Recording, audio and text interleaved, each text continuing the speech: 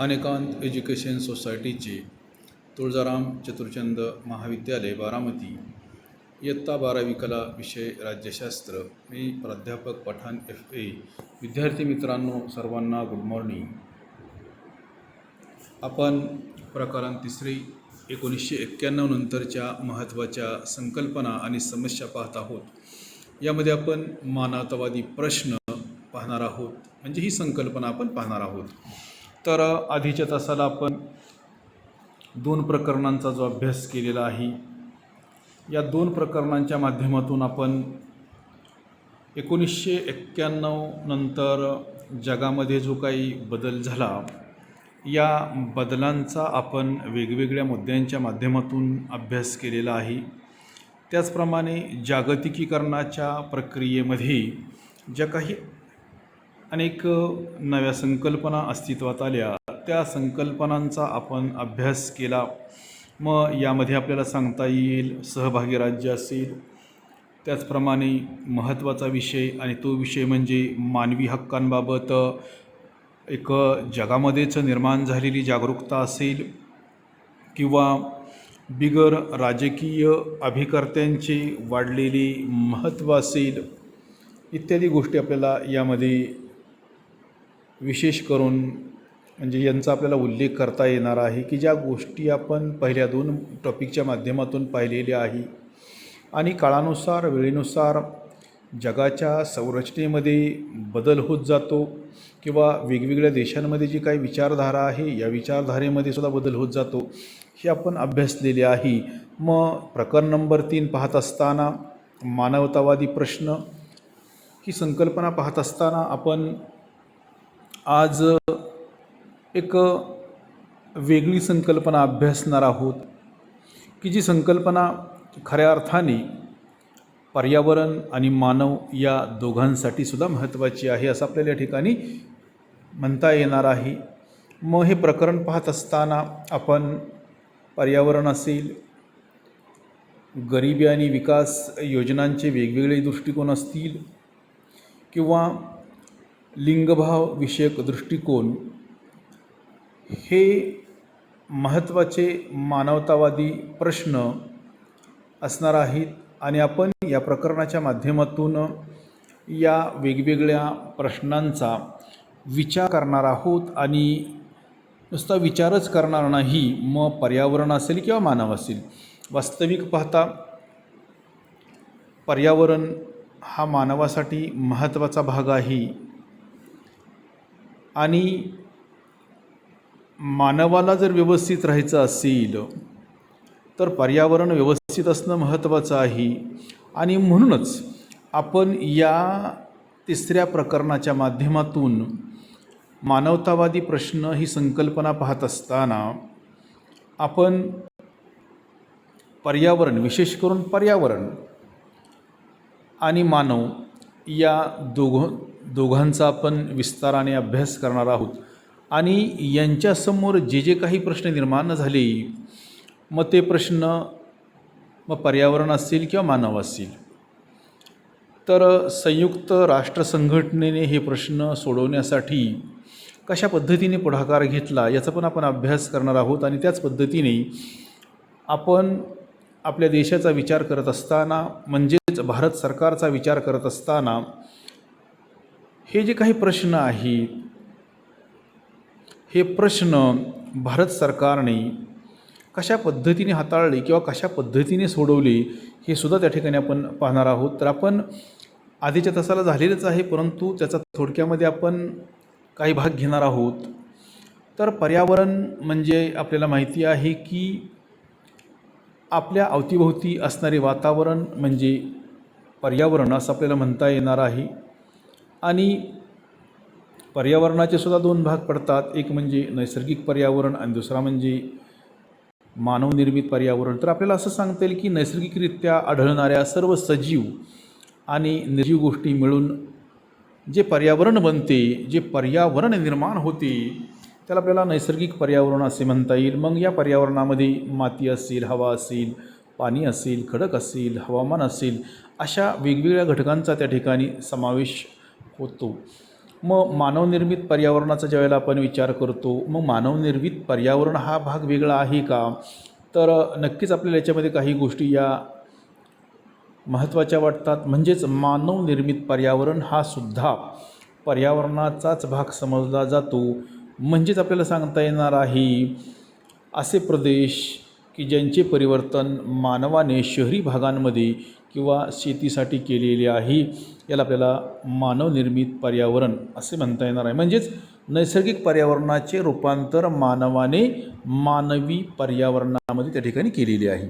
मग पर्यावरणाचा जर आपण विचार केला तर साधारणपणे आपल्याला सांगता येणार आहे की 1972 साली स्टॉकहोम येथे संयुक्त राष्ट्रांच्या मानवी पर्यावरण विषयक परिषदेमध्ये पहिल्यांदाच काही गोष्टींवर त्या ठिकाणी चर्चा करण्यात आली. मग आर्थिक विकास असेल किंवा पर्यावरणाचा ऱ्हास असेल, यांच्यातील संबंधांचा त्या ठिकाणी विचार आंतरराष्ट्रीय पातळीवर त्या ठिकाणी करण्यात आले 1972 स्टॉकहोम या ठिकाणी. मग 1983 आणि त्याचा आधार घेऊन 1983 साली संयुक्त राष्ट्रांनी जागतिक पर्यावरण आणि विकास आयोगाची त्या ठिकाणी स्थापना केलेली होती.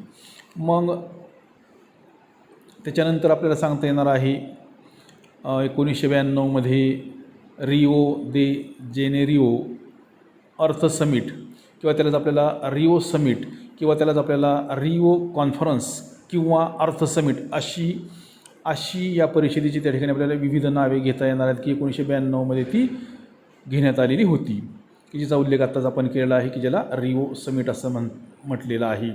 मग या परिषदेने त्या ठिकाणी विकासासाठी आंतरराष्ट्रीय सहकार्य निर्माण करण्याचा तसेच पर्यावरण आणि विकास यांचा एकत्रितपणे विचार करण्यासाठी जनजागृती करण्याचा त्या ठिकाणी प्रयत्न केलेला आहे. म्हणजेच आज पर्यावरणाच्या समोर जी काही आव्हाने निर्माण झालेली आहेत याच्या संदर्भामध्ये त्या ठिकाणी चर्चा करण्यासाठी संयुक्त राष्ट्राने पुढाकार घेतला आणि त्याच्या माध्यमातून आपल्याला पर्यावरणाचं संरक्षण कशा पद्धतीने करता येईल. कारण पर्यावरण हा जो काही विषय आहे किंवा मुद्दा आहे तर हा जागतिक स्वरूपाचा आहे. कारण पर्यावरणामध्ये ज्यावेळेला बिघाड निर्माण होतो आणि त्याच्या माध्यमातून ज्या काही समस्या निर्माण होतात त्या समस्या त्या देशापुरत्या राहत नाही, तर याचा प्रचार आणि प्रसार संपूर्ण जगामध्ये होतो. आणि म्हणून पर्यावरण सुरक्षित राहण्यासाठी किंवा त्याचं संरक्षण करण्यासाठी संयुक्त राष्ट्र संघटनेने त्या ठिकाणी पुढाकार घेतल्याचं आपल्या लक्षात येतं.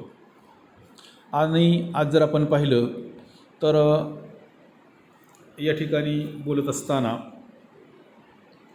पर्यावरणाशी निगडीत काही महत्त्वाच्या समस्यासुद्धा आहेत. या समस्या आपण पाहिलेल्या आहेत आधीच्या तासाला.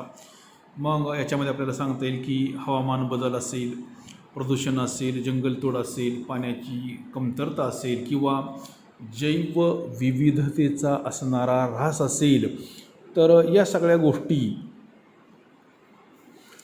गोष्टी पर्यावरणाशी निगडीत आहेत. म्हणजेच आज पर्यावरणामध्ये जो काही बिघाड झालेला आहे त्याच्या माध्यमातून या सगळ्याच गोष्टींमध्ये त्या ठिकाणी बदल झालेला आहे आणि त्याच्या माध्यमातून मानवासमोर वेगवेगळ्या प्रकारच्या समस्या या निर्माण झालेल्या आहेत. जसं की आधी आपण पाहिले की जर पर्यावरण व्यवस्थित राहिलं तर मानव व्यवस्थित राहणार आहे, हे देखील तितकंच महत्त्वाचं आहे. आणि म्हणून मानवाला चांगल्या पद्धतीने जीवन जगता यावं, त्याच्या जीवनामध्ये कोणत्याही प्रकारची समस्या किंवा अडथळा निर्माण होऊ नये याच्यासाठी संयुक्त राष्ट्र संघटनेच्या माध्यमातून वेळोवेळी त्या ठिकाणी पुढाकार हा घेण्यात आलेला आहे.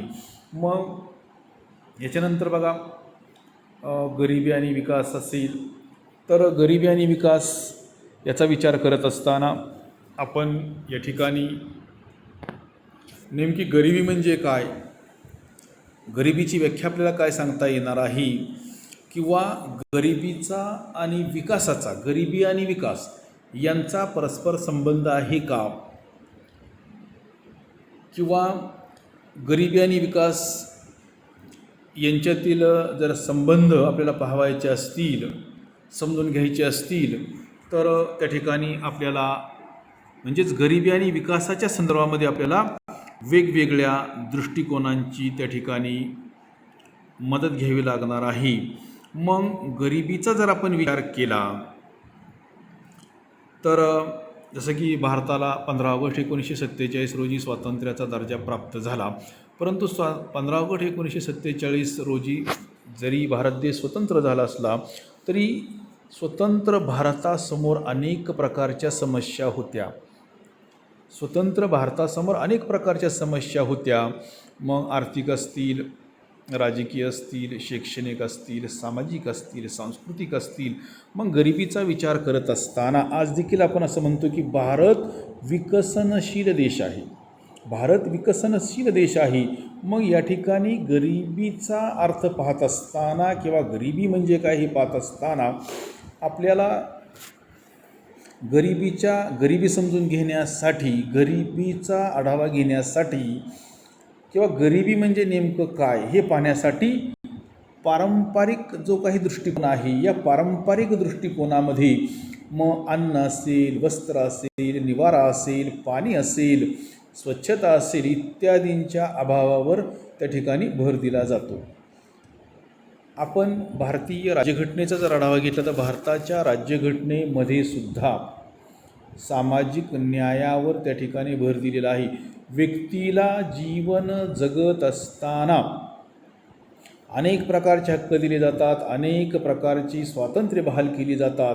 मग राजकीय असेल, सामाजिक असेल, शैक्षणिक असेल, सांस्कृतिक असेल, आर्थिक असेल, या सगळ्यांचा जर आपण विचार केला तर मग म्हणजेच आर्थिक समता असेल, आर्थिक स्वातंत्र्य असेल, आर्थिक न्याय असेल, व्यक्तीच्या जीवनामध्ये महत्त्वाची भूमिका बजावतो. आणि म्हणूनच आपल्याला असं म्हणता येणार आहे की गरिबीचा विचार करत असताना किंवा गरिबी आणि विकास यांचा परस्पर संबंध पाहत असताना आपणाला असं म्हणता येणार आहे की जर व्यक्तीच्या जीवनामध्ये आर्थिक न्याय नसेल, आर्थिक स्वातंत्र्य नसेल, आर्थिक समता नसेल तर व्यक्तीच्या इतर हक्कांना, अधिकारांना, स्वातंत्र्याला त्या ठिकाणी कोणत्याही प्रकारची किंमत राहत नाही. म्हणूनच व्यक्तीच्या जीवनामध्ये आर्थिक न्याय, आर्थिक समता, आर्थिक स्वातंत्र्य महत्त्वाची भूमिका पार पाडतात असं आपल्याला ठिकाणी म्हणता येणार आहे. म्हणजेच आपण समाजामध्ये असं पाहतो की काही वर्ग हा त्या ठिकाणी श्रीमंत असतो, तर बहुसंख्य वर्ग हा त्या ठिकाणी गरीब असतो की ज्याला आपल्या दैनंदिन गरजा पूर्ण करता येत नाहीत. व्यक्तीला अनंत गरजा असतात, व्यक्तीच्या गरजा कधीही संपत नाहीत, व्यक्तीला अनंत गरजा असतात. परंतु असं जरी असलं तरी व्यक्तीच्या ज्या काही महत्त्वाच्या गरजा आहेत, या महत्त्वाच्या गरजा पूर्ण होणं महत्त्वाचं आहे. आत्ताच आपण असं पाहिलं की गरिबीच्या पारंपरिक दृष्टिकोनामध्ये मग अन्न असेल, वस्त्र असेल, निवारा असेल, आरोग्य असेल, शिक्षण असेल, पाणी असेल, स्वच्छता असेल इत्यादींच्या अभावावर त्या ठिकाणी भर दिला जातो. म्हणजेच अशा गोष्टी त्या लोकांना मिळत नाहीत. म्हणूनच आपण त्यांना काय म्हणतो, गरीब समुदाय किंवा गरीब व्यक्ती असं म्हणतो.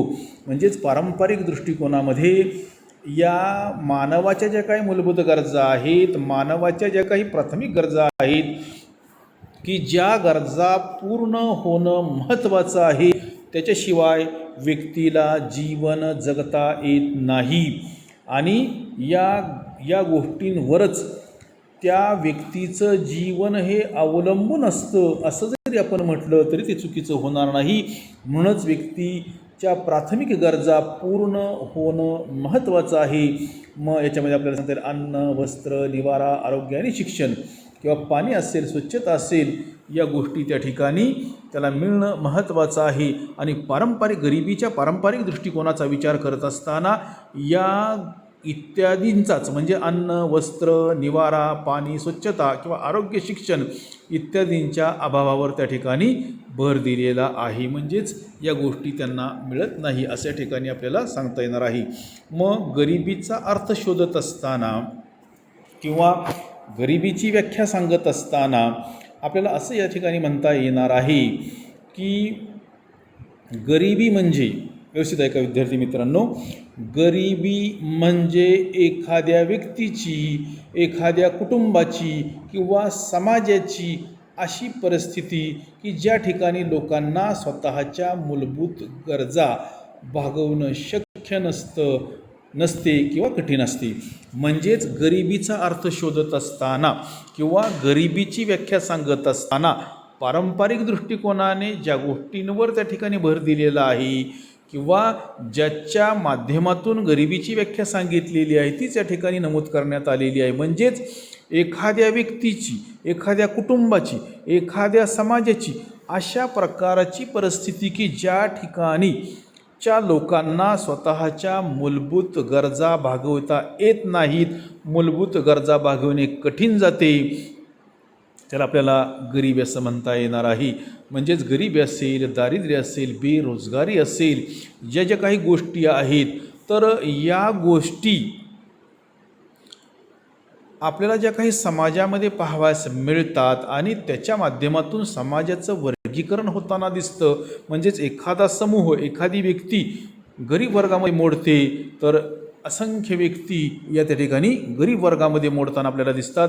आपण समाजाचा जर सर्वे केला, समाजाची जर माहिती घेण्याचा प्रयत्न केला तर आपल्या असं लक्षात येईल की समाजामध्ये बहुसंख्य वर्ग गरीब असलेला आपल्या लक्षात येतो की ज्यांना उदरनिर्वाह करण्याचं कोणतंही साधन नसतं आणि त्याच्या माध्यमातून किंवा त्याच्यामुळं तो वर्ग त्या ठिकाणी उपेक्षित राहतो किंवा गरीबच राहतो असं आपल्याला ठिकाणी म्हणता येणार आहे.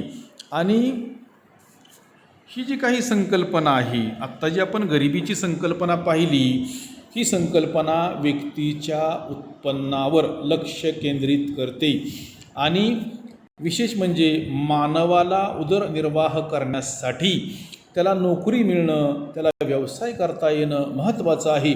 मग त्याने ज्या पद्धतीने शिक्षण घेतलेले आहे, त्याची शैक्षणिक पात्रता जी आहे त्या प्रमाणामध्ये त्या व्यक्तीला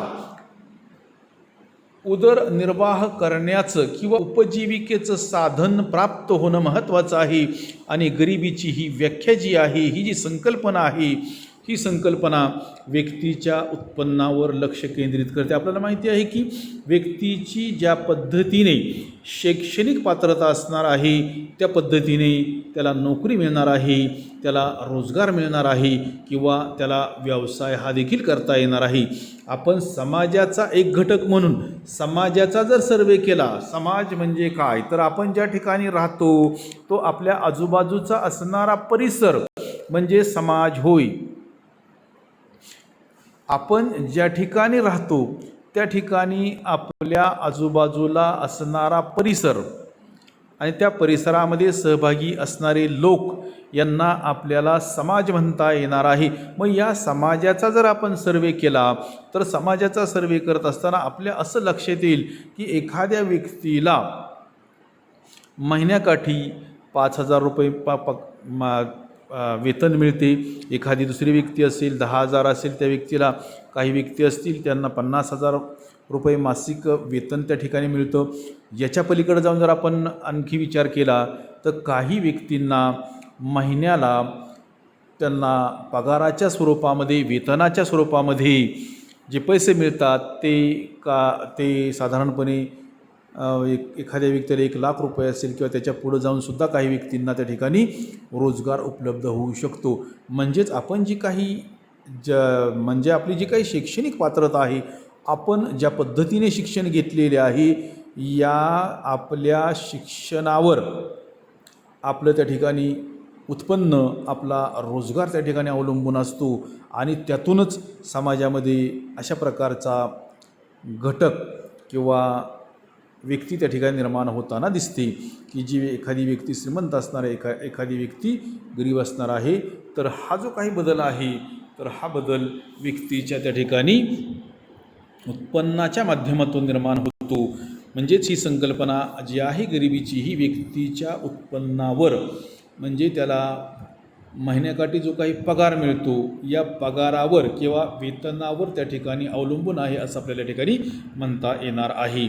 म्हणजेच उत्पन्नाच्या आधारावर त्या व्यक्तीला तुलनेने सोयीस्कर जीवन हे जगता येते. म्हणजेच आपले उत्पन्न ज्या पद्धतीचे आहे त्याच पद्धतीने आपल्याला त्या ठिकाणी जीवन जगता येते हे देखील तितकेच महत्त्वाचे आहे. म्हणजेच कमी पगार असेल तर त्या कमी पगाराच्या पद्धतीनेच आपल्याला आपल्या गरजा भागवता येणार आहेत. आणि जर आपल्याला जास्त पगाराची नोकरी असेल तर आपल्याला चांगल्या पद्धतीने त्या ठिकाणी जीवन जगता येणार आहे, हे आपल्याला या ठिकाणी नमूद करावे लागेल. म्हणजेच हे जीवनाचे आपल्याला भौतिक घटक आहेत असं आपल्याला या ठिकाणी सांगता येणार आहे. म्हणजेच भौतिक घटक मानवाच्या म्हणजे भौतिक घटकावर म्हणजेच पैशांवर मानवाची लाईफस्टाईल जी किंवा जीवन जगण्याची पद्धती अवलंबून आहे असं या ठिकाणी आपल्याला सांगता येणार आहे. आणि म्हणूनच राज्याने लोकांना जगण्यासाठी ज्या काही लागणाऱ्या मूलभूत गरजा आहेत, या मूलभूत गरजांचा त्या ठिकाणी पुरवठा करणं हे महत्त्वाचं आहे. आणि ही संपूर्ण जबाबदारी राज्याचीच आहे असं या ठिकाणी आपल्याला नमूद करता येणार आहे. तर विद्यार्थी मित्रांनो, आज आपण याच ठिकाणी थांबणार आहोत. राहिलेला भाग आपण नंतरच्या तासाला पाहणार आहोत.